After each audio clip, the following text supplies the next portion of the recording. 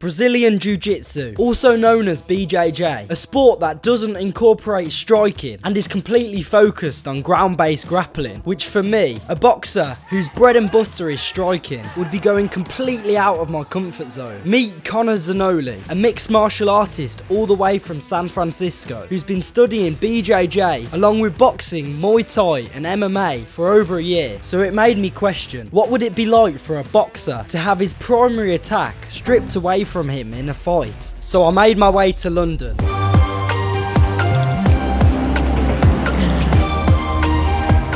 Right, taking Connor for a cheeky spoons. Never had one. My favourite place. Not to forget to mention the chocolate matcha. After that, we found a gym and set up the mats. So basically, we're walking down through the basics. We're going to do a double leg, teach them the rear naked choke, some basic guard stuff, things like that they're going to just have to know to do jiu-jitsu. And then from there, we'll kind of just see how it goes from positional stuff. Big disclaimer, I am not an expert, but I do know a little bit about jiu-jitsu, so be easy on me in the comments. So the very first technique Connor taught me is the takedown.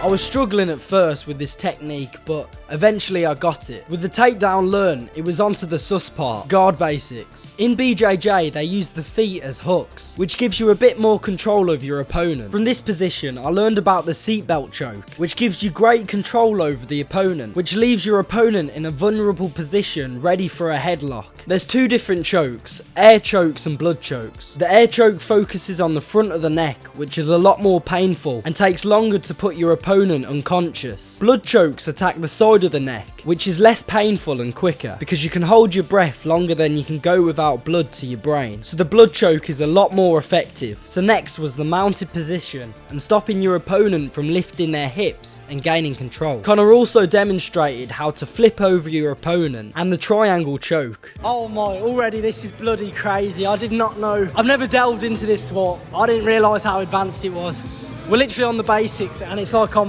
discovering a whole new world. Yeah, so basically we're working on guard basics, which is like probably the thing that you need to learn first, because if you get caught in a guard and you have no idea what you're doing, it's very difficult, because if you hold someone down in guard, it's really hard to get out of it, and all the jiu-jitsu positions are actually based on one factor, and that's how likely you are to get punched. So the reason guard is neutral is because if I hold you down in guard, I can't punch you, you can't punch me. If I'm on your back, I can wail on you, and I have full control of you. If I'm in mount, which is you on the ground, me on top, past your legs, it's really easy to punch you. So that's why we're working on the basics. And I'm basically showing you the rear naked choke and the triangle choke, because those are like the most famous, I would say, and arm bar. We'll do that next. But yeah, we'll give the triangle choke a try. So Connor had taught me some of the very basics, and it was nearly time for us to have our first roll, which is pretty much BJJ's equivalent to a spar. But just before that, he taught me the control that you can get from holding your opponent's crown. Alright, he's taught me the very, very basics. We're about to do a little 3-minute submission. Yeah, submission, a roll. It's called a roll, and we'll go to submission, but we'll go light. Easy for the first round. Right. Very, very easy. Keep track, timer. Yeah.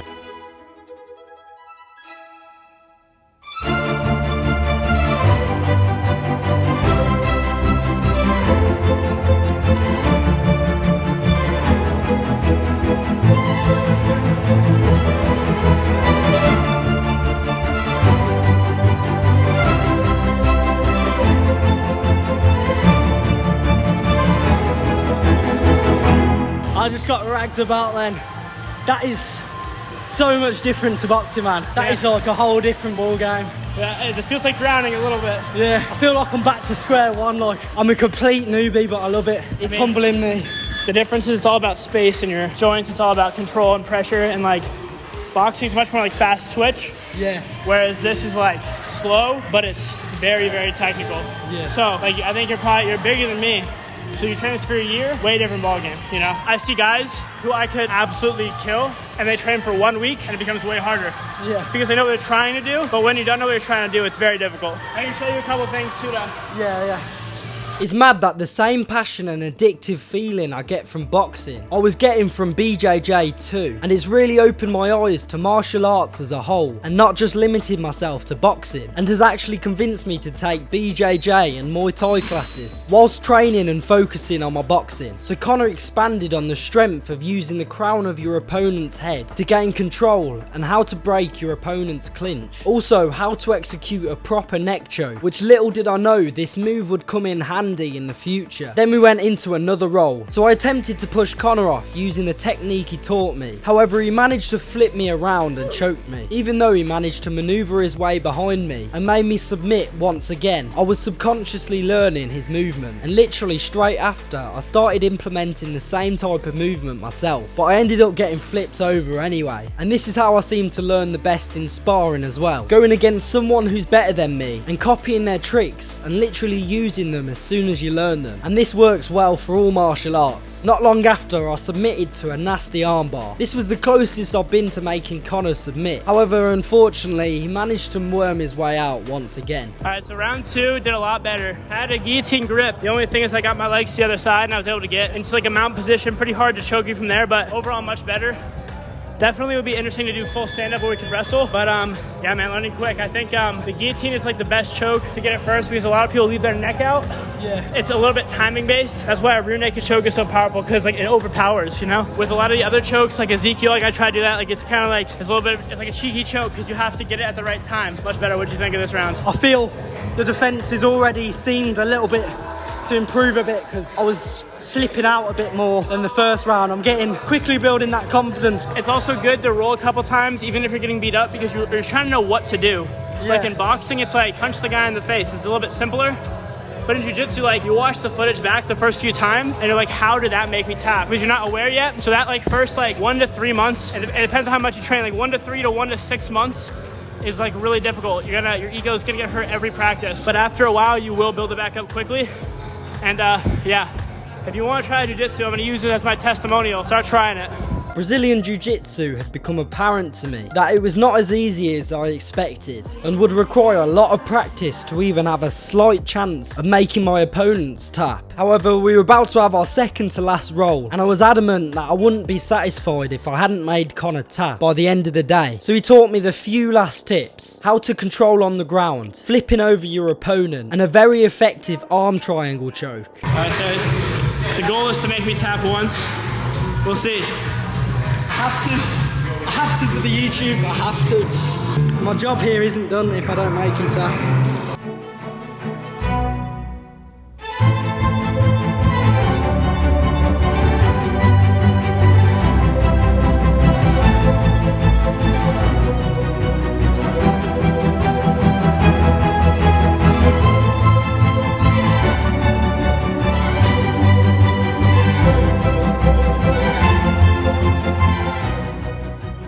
Once again, no luck, but I was putting up a much better fight than the first roll. Guys, this is addictive. I'm already getting hooked. We had 3 rolls. How am I compared to the start? I think you did better than I started for sure. Yeah. You have good like body awareness. It's not easy. Like anyone at home, like fly to San Francisco, find me, then you can judge that. You know, like I'm not even good. I'm a fucking white belt. I am the lowest on the totem pole, but I've been doing it a year. I train consistently. It is a very effective martial art. So yeah, if you find the right gym, the right coaches who know the game, levels.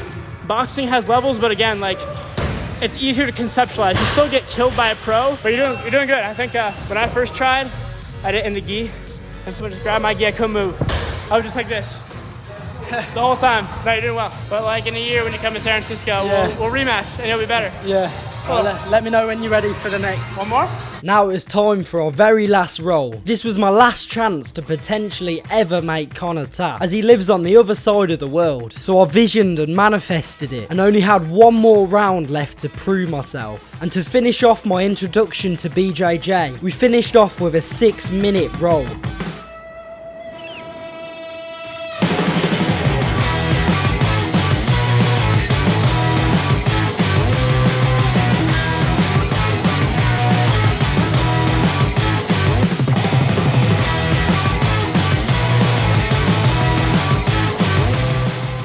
As you can see, I was a lot more aggressive this round, trying my hardest to find an opening, and just after tapping to Connor, he got up and done the signature roll handshake, confirming that we'd started, and I managed to catch him off guard and hit him with the signature guillotine shot, which I managed to execute perfectly, and he did actually tap out, and I was over the moon. The one objective that I've been manifesting to make him tap out, I was able to achieve.